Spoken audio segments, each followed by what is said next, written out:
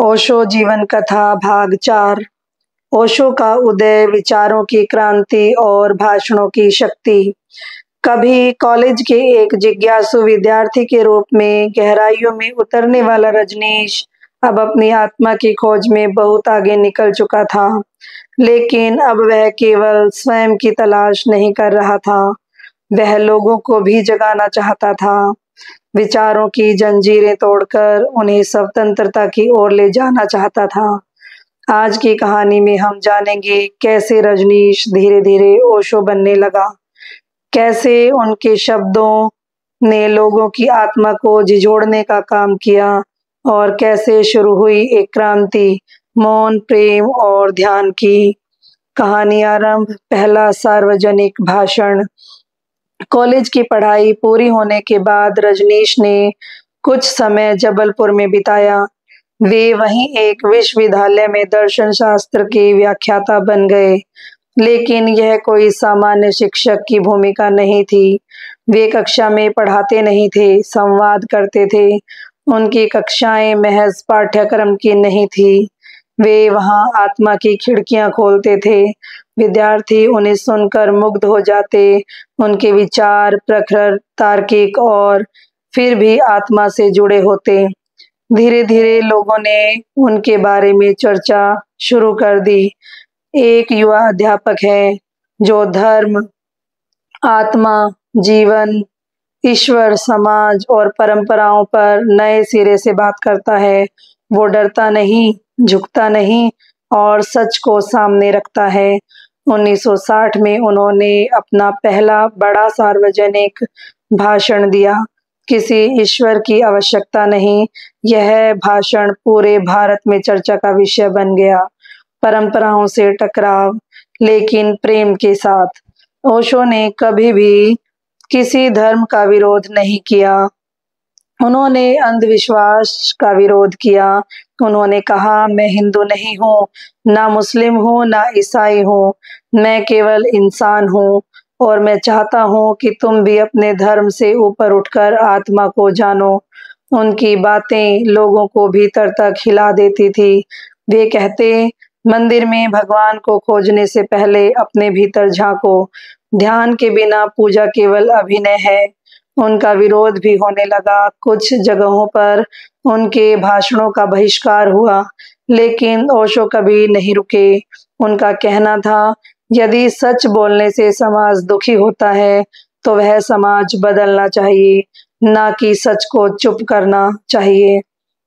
ध्यान की क्रांति शिविरों की शुरुआत। 1962 से उन्होंने नियमित ध्यान शिविर आयोजित करने शुरू किए। ये कोई धार्मिक आयोजन नहीं थे, ना ही किसी कर्मकांड से जुड़े थे। लोगों को कहा जाता, सिर्फ मौन में बैठो, आंखें बंद करो, अपनी श्वास को देखो, जो भीतर उठे उसे देखने दो, रो, हंसो, चीखो, लेकिन खुद को देखो। हजारों लोग आने लगे, व्यापारी, विद्यार्थी, साधु, गृहिणी, सब। कुछ रोते हुए लौटते, कुछ मौन हो जाते और कुछ तो जैसे पहली बार जीवन को जीते हुए लगते। ध्यान अब एक शब्द नहीं रहा, वह लोगों के जीवन का अनुभव बनता जा रहा था। अच्छा बनने से इनकार, समाज से अलग रास्ता। ओशो ने कभी समाज को खुश करने की कोशिश नहीं की। वे न किसी संस्था से जुड़े थे, न किसी परंपरा से। वे कहते थे, अगर तुम्हारा धर्म तुम्हें डराता है तो वह धर्म नहीं, जंजीर है। वे सच्चे अर्थों में अज्ञेयवादी नहीं थे, लेकिन उन्होंने किसी एक मत को पकड़ने से इनकार किया। वे कहते, सत्य बहुआयामी है, उसे शब्दों में मत बांधो। वे विवाह पर, परिवार पर, राष्ट्रवाद पर, हर विषय पर निडरता से बोलते थे और उनके बोलने का अंदाज ऐसा होता था जैसे कोई तुम्हारे दिल के सबसे गहरे डर को छू रहा हो, लेकिन बड़े प्रेम से। प्रेम, संबंध और स्वतंत्रता उनके विचारों की नई दिशा। 1965 के बाद ओशो ने प्रेम और संबंधों पर भी खुलकर बोलना शुरू किया। वे कहते थे, प्रेम यदि बंधन बन जाए तो वह गुलामी है। प्रेम को पंख दो, पिंजरा नहीं। उनके ये विचार बहुतों को चुभने लगे, क्योंकि उन्होंने जीवन के हर उस कोने में झांका जिसे लोग दबा देते हैं। उन्होंने कहा, स्त्री और पुरुष की स्वतंत्रता जरूरी है, दोनों एक दूसरे के पूरक हैं, लेकिन मालिक और दासी नहीं। उनकी ये बातें महिलाओं और युवाओं में बहुत लोकप्रिय होने लगी। नाम परिवर्तन की ओर रजनीश से ओशो बनने की शुरुआत। इन्हीं वर्षों में उनके शिष्यों ने उन्हें आचार्य रजनीश कहना शुरू कर दिया, लेकिन ओशो खुद कभी इन उपाधियों के पीछे नहीं भागे। वे हंसते हुए कहते, नाम क्या है, तुम मुझे जो कहो सो सही, लेकिन अगर मेरे शब्दों से तुम्हें भीतर से छुआ है तो वही मेरा परिचय है। वे धीरे धीरे एक आंदोलन के केंद्र बनते जा रहे थे, एक ऐसा आंदोलन जो ना किसी धर्म का था, ना किसी देश का। वह आत्मा की मुक्ति का आंदोलन था। भारत भर में भाषण, हजारों की भीड़, लेकिन मौन का संदेश। 1966 से 1970 के बीच उन्होंने देश के कोने कोने में यात्राएं की। हर भाषण में हजारों लोग आते। लोग नारे लगाने नहीं, चुपचाप बैठने आते थे। ओशो जब मंच पर आते तो पहले कुछ क्षण मौन में रहते। वह मौन ही लोगों को भीतर ले जाता।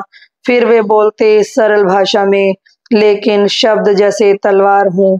वे कहते, तुम्हें खुद को जानना है, किसी और को नहीं। गुरु केवल राह दिखा सकता है, चलना तुम्हें ही होगा। ओशो अब केवल एक व्यक्ति नहीं रहे थे, वे एक विचार बन चुके थे, एक ऐसी ज्वाला जो अंधकार को जलाना चाहती थी, लेकिन प्रेम और करुणा के साथ।